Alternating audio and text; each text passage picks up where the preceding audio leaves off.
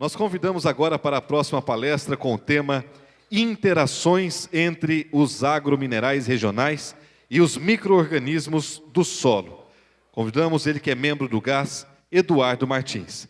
O Eduardo ele é biólogo, mestre em ecologia, já atuou em gestão pública na área ambiental. Atualmente é empresário e produtor rural nas áreas de pecuária, florestas plantadas e produção de cachaça orgânica.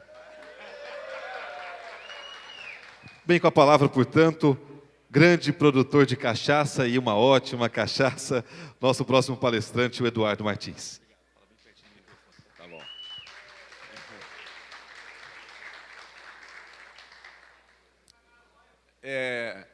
Eu vou precisar que vocês prestem bastante atenção aqui. Por quê? Primeiro porque o que vai ser apresentado, né, ele, de um lado, ele é a expressão de quem usa o pó de rocha. Então, muitas das coisas que vão ser ditas aqui, quem usa pó de rocha está vivendo, está experimentando, está observando. Então, é um pouco uma coisa da nossa prática. Só para ter uma ideia, quem já usa, já usou, ou sabe como é que o pó de rocha responde quando põe no solo? Por favor, levanta a mão.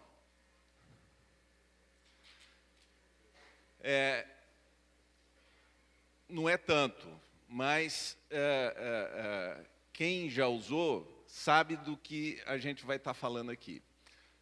Isso tudo que foi dito, do ponto de vista de remineralizadores, a gente tem uma mania de ficar sempre associando, né, a lógica da interpretação de nutriente, de químico. Por quê? Porque é assim, o tempo todo está sendo feito desse jeito, então a gente está meio condicionado a esse negócio, né? Então é uma tentativa aqui de explicar como é que esse negócio funciona. Como é que a gente vai explicar? Primeiro, com a história da prática. Aliás, a prática que vocês têm de observar a cultura, como é que a coisa acontece, olhar para o solo, olhar para a raiz, né? É a coisa que é insubstituível. Pode ter pesquisa o que for, mas o agricultor e a prática dele, e a capacidade dele observar as coisas é fundamental. E também é conhecimento. A outra coisa que tem aqui é o seguinte: eu não sou pesquisador, na realidade eu sou biólogo, me preparei para ser pesquisador, mas a vida fez percorrer outros caminhos, etc. Mas aquela coisa de pesquisa não sai da gente, a gente sempre fica se perguntando, né? O que é, como é que é, por que funciona? E aí eu tenho a sorte de ter dois irmãos que me ajudaram muito nesse processo de construção. Então, vamos lá. Por que uma rocha moída, com baixa disponibilidade química de nutriente, aquela análise que a gente faz quando vai analisar solo, né, melhora a resposta dos solos às plantas? Por que isso acontece? O cara olha e fala, pô, esses caras são loucos. E aí vem a crítica, não funciona, não sei o quê. Como os minerais das rochas utilizadas influenciam a vida microbiológica do solo. Uma coisa que é o seguinte, estamos olhando, tem nutriente? Aí o Éder nos convenceu, né, Edson, a usar o pó de rocha, há uns 10 anos atrás. Eu olhei e falei, meu Deus, isso não vai funcionar, olha aí a análise, tem muito pouco. Como é que é? Né? Aí botou lá, funcionou. Se vocês quiserem ver, tem um pôster lá, contando um pouquinho essa história, né? Como é que funciona, como é que é, de onde vem? Aí fica. Como a gente fica muito grudado na visão dos nutrientes, a gente começou a desconfiar que tinha uma parte aí que era biológica, né? A outra coisa é o seguinte, como a gente explica que quando nós botamos pó de rocha, aumenta a raiz? Todo mundo que usou pó de rocha viu aumento de raiz. E não é aumento pequeno. E não é aumento só para a grama, ou para o milho, ou para o trigo, ou para a soja. aumenta a raiz sempre. A gente tem que se perguntar por quê? O que faz aumentar a raiz? O Martin me mandou uma foto. Caiu uma semente aqui de milho no monte de pó de rocha que eu estou aplicando. Precisa de ver o tamanho da raiz. O Bisão é um cara que coloca a foto do tamanho de raiz, que são coisas incríveis, né? Então, é um pouco as perguntas que surgiram na hora que a gente começou a observar esse assunto. Então, uma coisa que a gente tem que pensar, e isso é importante, é o seguinte: a gente fica, não, eu faço melhoramento genético, esse material não sei o quê, esse material não sei na onde, blá, blá, blá, blá, né? Mas a gente se esquece que cada planta que a gente cultiva tem uma história. De onde ela veio?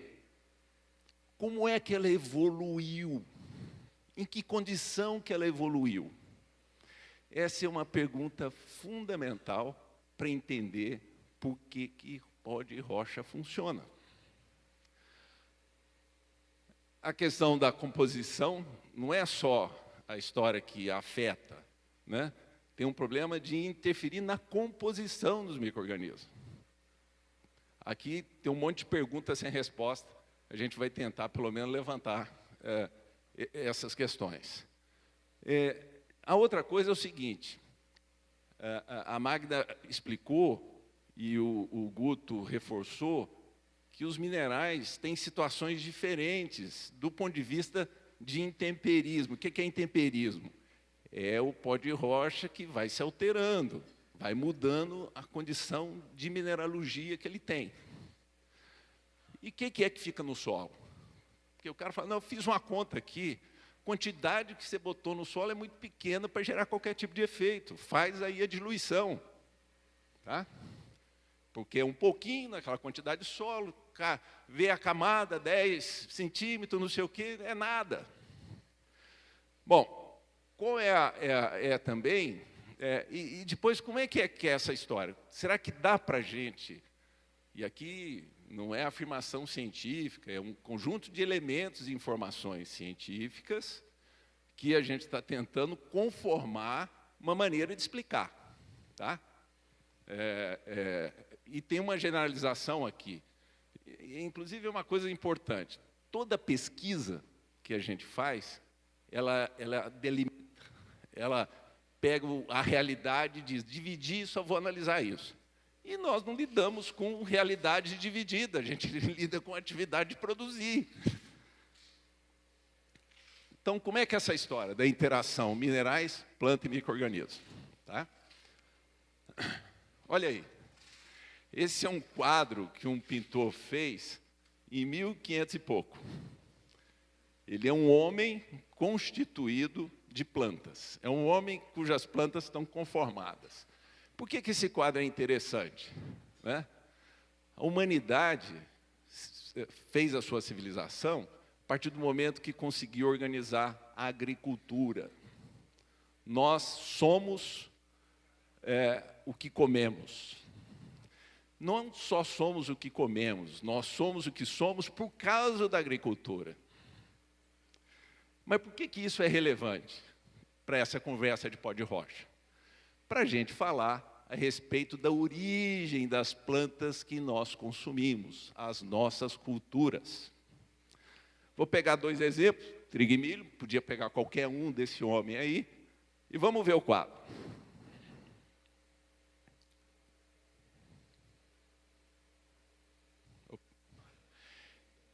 Olha aqui, gente, esse é o quadro do mundo inteiro.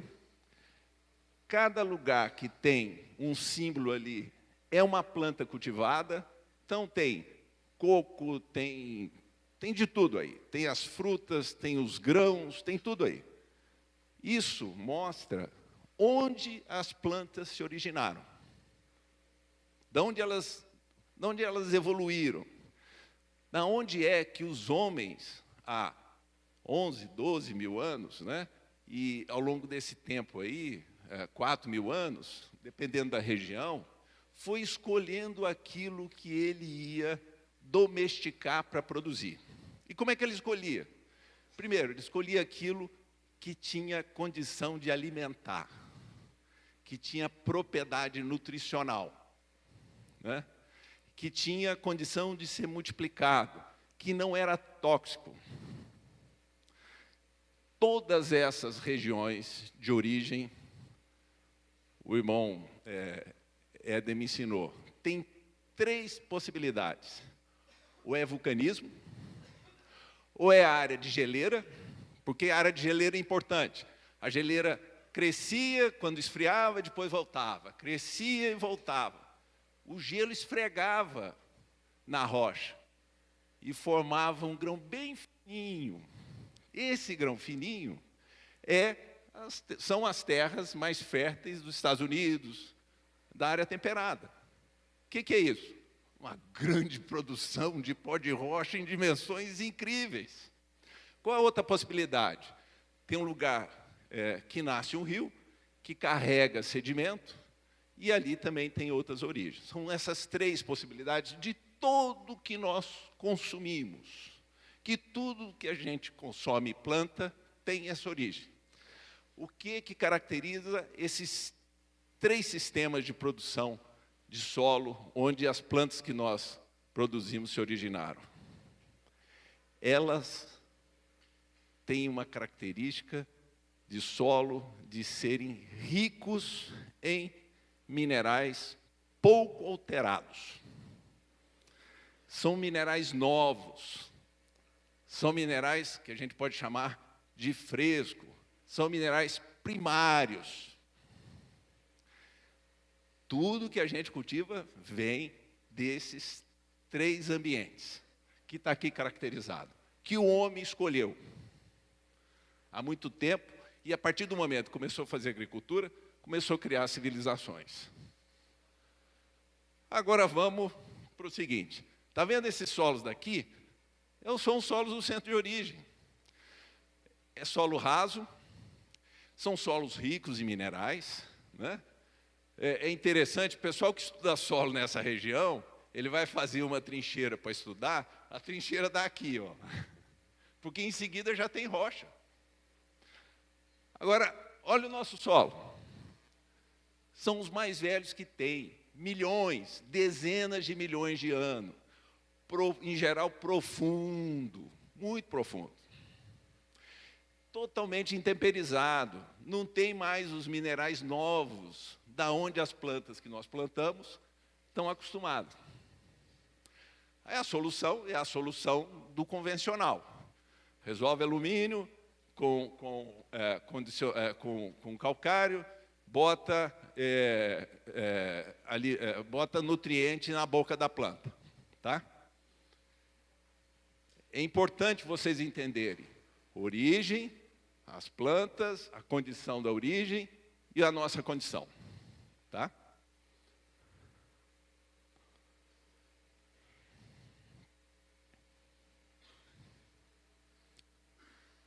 Bom, aí, o que chamou a atenção? É um trabalho feito, na realidade é feito por 24 autores, é uma revisão, liderado por uma mulher, que o sobrenome é Plonk, lá de Munique. O que eles resolveram fazer uma revisão de vários trabalhos e estudos? Eles estão fazendo o seguinte, eles pegam e fazem um solo artificial. Pega a composição do solo, vai juntando as coisas e forma um solo artificial. Esteriliza esse solo para não ter nenhum micro-organismo. Depois vai lá, pega um pouquinho de solo de verdade e usa como um inoculante. Bota aquele pouquinho para ver como é que os micro-organismos crescem nesse solo. E aí eles variam. Nesse solo eu vou botar um tipo de mineral, no outro eu vou botar outro tipo de mineral. Variar os minerais para ver como é que os micro-organismos crescem naquele lugar. Então, a gente fica olhando aquilo ali e fala, isso aqui é parecido com o nosso solo do ponto de vista de não ter minerais. É como se fosse, do ponto de vista de não ter minerais novos, né, esses minerais primários, esse ensaio nos interessa. Aí, o que o pessoal fez? Vamos olhar o que acontece nessa evolução quando eu coloco minerais 2:1, esses minerais que são ricos. E o que é interessante, que a combinação de carbono orgânico com minerais agregados cresce o tempo todo, em 18 meses que durou esse experimento. Mas tem mais coisa aí. Aumenta a retenção de água. Existe uma acumulação de matéria orgânica nas frações finas, cresce o tempo todo. Você tem um acúmulo de 2 tipos de enzimas típicas de micro-organismo que morrem. Depois que ele morre, vai concentrando um tipo de enzima e é um bom indicador de que houve uma atividade biológica importante nessa fase inicial. Você tem uma quantidade de micro-organismos que cresce, enquanto tem alimento para eles naquele solo, e depois diminui. Você tem aqui um negócio muito interessante. Os micro-organismos iniciais são micro-organismos especializados em consumir o alimento de forma muito rápida. E depois começa um conjunto de outros micro-organismos que são mais especializados. Mas a diversidade de micro-organismos cresce ao longo de todo o tempo. A diversidade de micro-organismos cresce ao longo de todo o tempo. O que está acontecendo do ponto de vista de botar mineral no solo? E como é que a gente escolhe pó de rocha?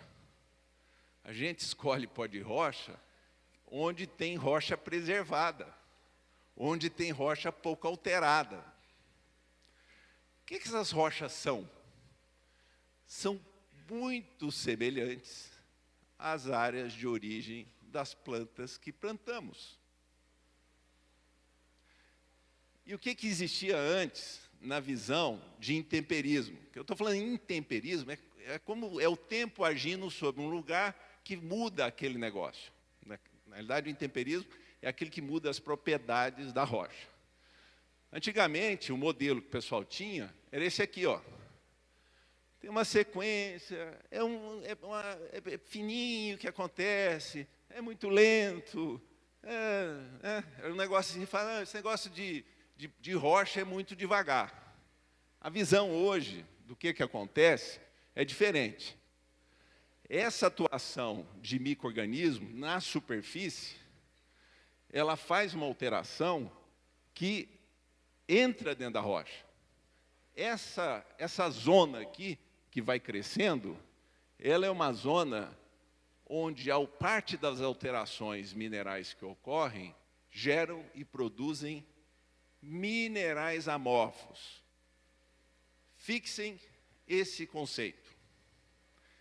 Isso vai ser, a partir desse entendimento, fundamental para explicar pó de rocha. Esses minerais amorfos, o que eles são? É um negócio que tem baixa cristalinidade. Se eu pego uma coisa de alta cristalinidade, ele é tudo arrumadinho, do ponto de vista da estrutura. Baixa cristalinidade é um negócio que ele tem uma sequência e depois muda de novo. Depois tem uma sequência e depois muda de novo. Por isso que ele é chamado amorfo. Só que esses minerais amorfos, eles são formados, dependendo da rocha, é óbvio, em quantidades significativas. E aí você pergunta, mas se é isso, por que não detectaram antes? Porque a forma de detectar, né, Éder, era usando técnicas que conseguem interpretar aquilo que é cristalino. O que não é cristalino nem sempre é tão fácil de ser percebido. Mas vamos lá. Então, só voltando. Origem, tipo de solo, pó de rocha é parecido com os minerais da origem e ele gera, no seu processo de intemperismo, um negócio que chama minerais amorfos.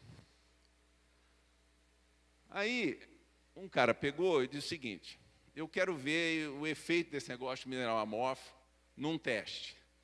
No caso aqui, ele fez com arroz. E ele fez um teste colocando com raiz e com micorriza e variando raiz e micorriza. O que ele achou? Aqui é na liberação de minerais e aqui na formação de minerais amorfos. E isso não é coisa longa, não. Isso é ciclo de uma cultura. Tá? Você percebe que somente usando as micorrizas, você já tem um efeito. Mas quando você junta micorriza e raiz, olha a quantidade que você liberou. E olha a quantidade de minerais amorfos que você formou. Tá?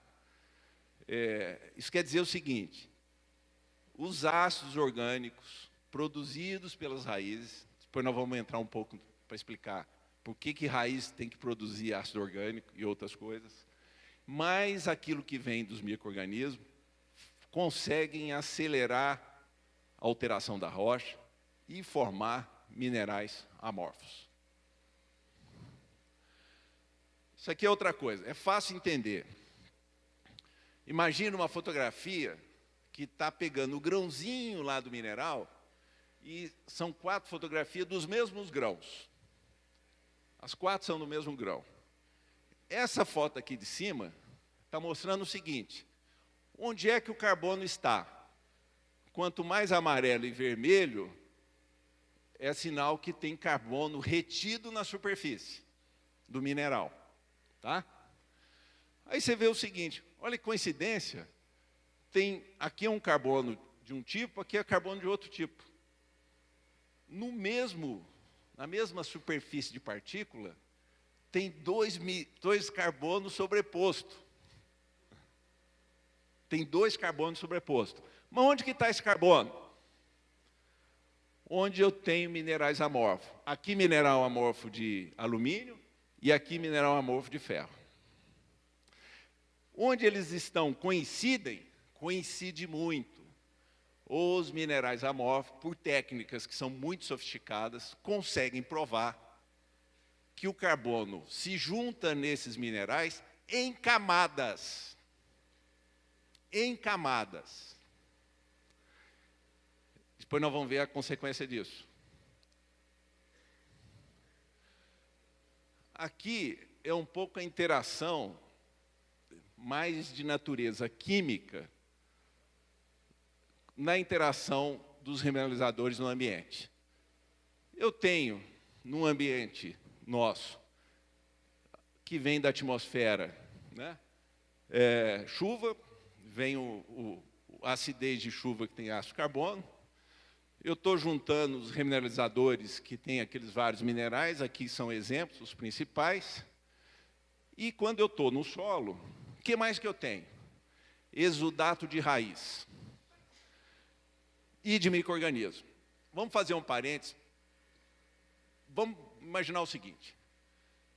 Por que raiz produz exudato?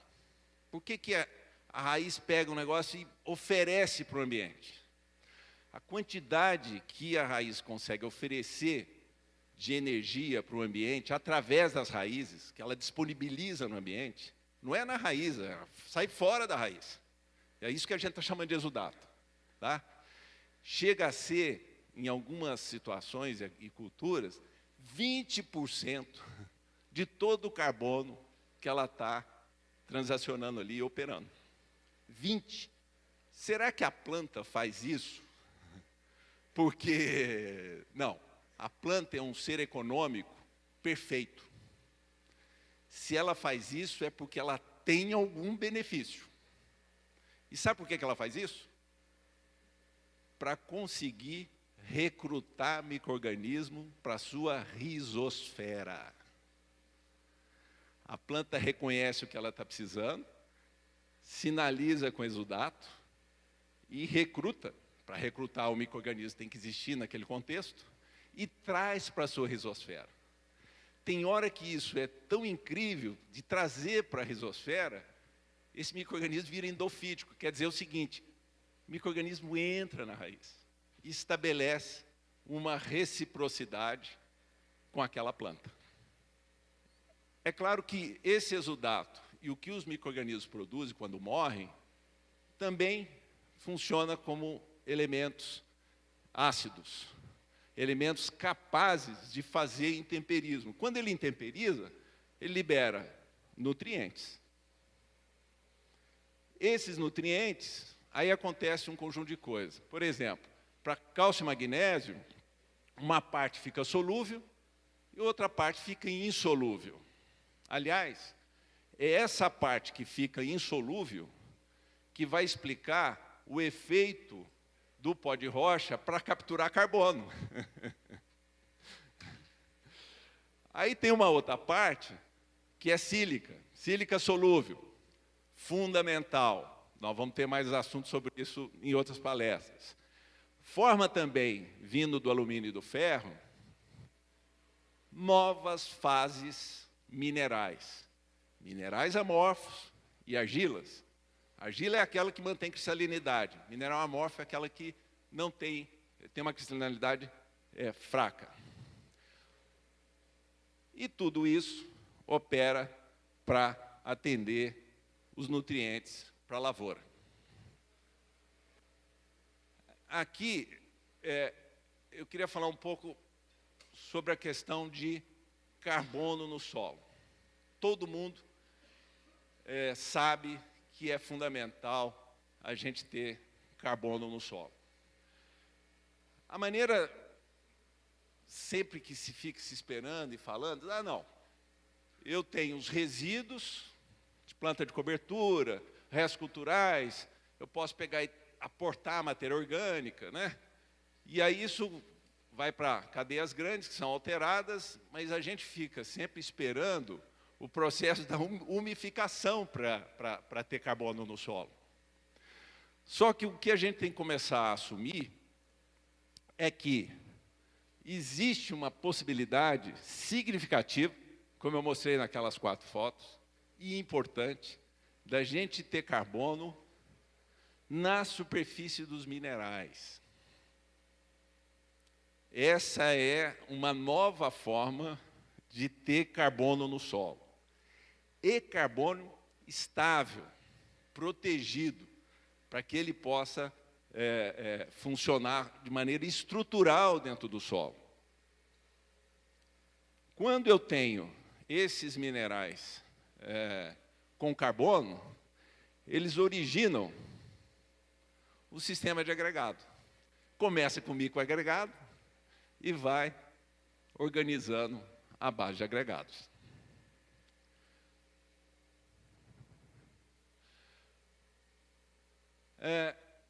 Aí vem uma outra pergunta. E esse negócio da raiz?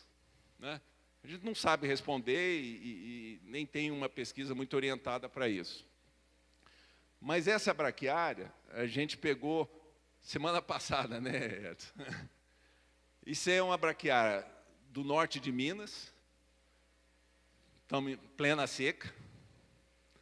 Ela está verde. Aqui foi colocado 1,5 tonelada de pó de rocha. Nem é a quantidade adequada. Olha o tamanho da raiz.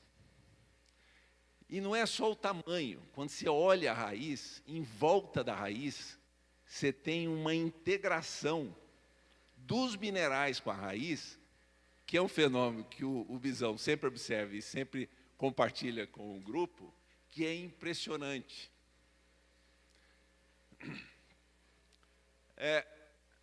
Como explicar esse aumento? Né?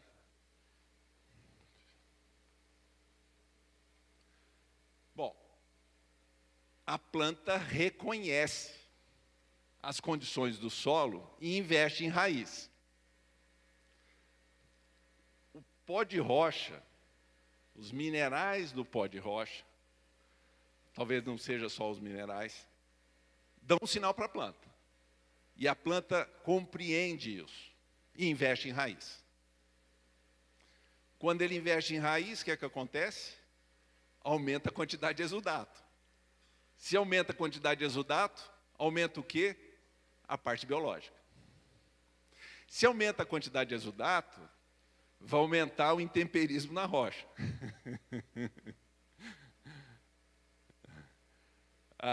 O pessoal na pesquisa aí fala efeito priming. Eu não tentei ver como é que traduzia isso, não consegui, né? Mas é um efeito que dispara um processo bom, vamos dizer assim.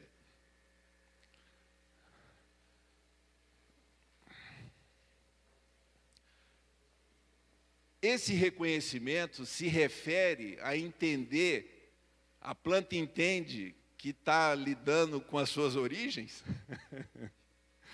Porque se a planta evoluiu, né, para lidar com aquela condição, e eu estou dando minerais que ela sabe que tem lá toda uma história, será que ela está respondendo a isso?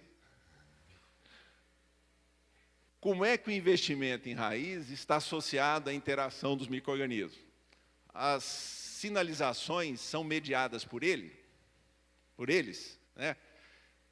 Então, aí tem uma coisa que é o seguinte: o pó de rocha gera uma melhoria biológica. Ele faz isso pelos micro-organismos que estão nele, estão junto com o pó de rocha, ou é algo que ele sinaliza para os micro-organismos que estão no solo? Ou são as duas coisas juntas? Mas que a sinalização é de micro-organismo? É. É pergunta, não estou respondendo. Para as plantas cultivadas, e por que eu estou enfatizando que é cultivado? A gente foi e botou um monte de pó de rocha no IP. Sabe o que aconteceu? O IP ficou com clorose. O IP perdeu a capacidade de aportar magnésio e afetou a clorofila, porque o IP não sabe lidar com isso. E o IP é o quê? É uma planta de origem de solos intemperizados. Em planta cultivada, os remineralizadores criam um efeito sinérgico no solo entre o biológico e a mineralogia. Isso dá para afirmar. Como responder de forma detalhada? Não sei. Isso é coisa de pesquisa. Vamos tentar, de novo, se eu for repetitivo, me desculpem, mas acho que é importante fixar, resumir o que a gente está tentando explicar para poder demonstrar como é que o pó de rocha funciona. Eu posso ter vindo externo restos orgânicos, eu tenho aqui a linha do solo, eu vou aplicar remineralizadores. Quando eu aplico remineralizadores, cresce a raiz. Quando cresce a raiz, aumenta o exudato. Quando aumenta o exudato, eu tenho um aumento de microbiologia associada na rizosfera. Isso estabelece a formação de microagregados, porque os minerais amórficos que são gerados têm capacidade de juntar matéria orgânica como se fosse um efeito cebola. Ele tem uma carga, junta um tipo de matéria orgânica, principalmente a matéria orgânica curta, que é a matéria orgânica dos exudatos. Depois vem uma outra camada, e aquilo se transforma num centro para criar condição de vida. Aquilo se transforma num centro para poder preservar a água. Por que aquela grama estava verde em plena seca? Porque os minerais amorfos estão guardando água lá para a planta.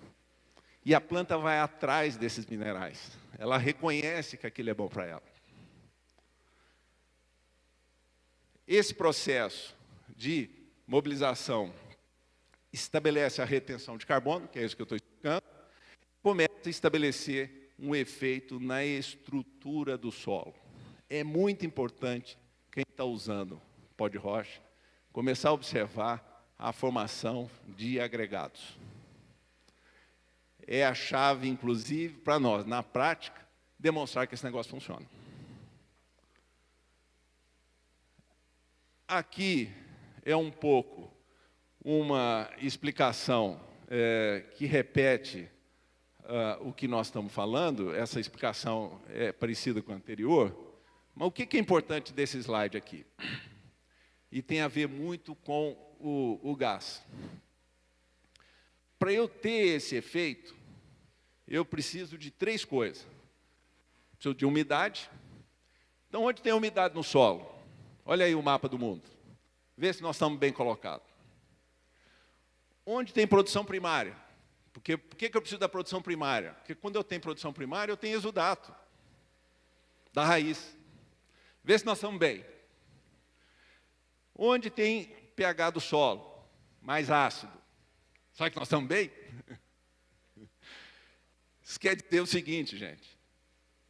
Nós temos uma condição ímpar. Ímpar. Os remineralizadores não vão funcionar em solos que já são ricos em minerais novos. Ele vai funcionar para nós. E tem mais uma coisa muito boa, que é uma coincidência fantástica. As plantas que nós precisamos produzir é que respondem bem a isso. A única coisa que a gente precisa, além dessas 3 fatores, o que é? São minerais primários. Onde estão os minerais primários? Aí a geologia vem e nos brinda.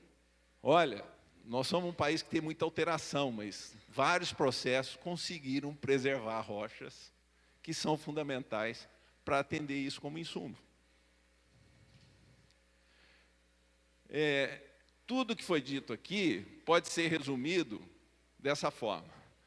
No tempo, e tempo grande, nós estamos falando de milhões de anos, o nosso solo foi envelhecendo, perdendo reatividade, perdendo biodisponibilidade, diminuindo a área de superfície e diminuindo a capacidade de sequestro de carbono.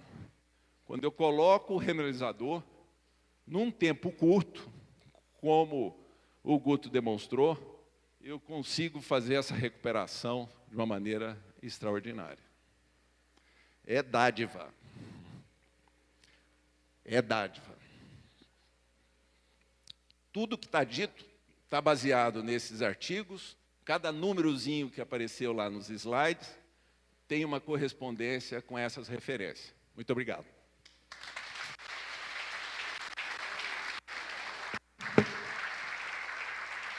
Obrigado, Eduardo, sempre muito brilhante nas suas apresentações, nas suas participações, e não poderia ser diferente numa temática tão empolgante como é a temática da agricultura sustentável, ainda mais com a plateia lotada, um auditório lotado como esse, mais de 500 inscritos e presentes neste fórum. Muito obrigado, Eduardo, por sua presença.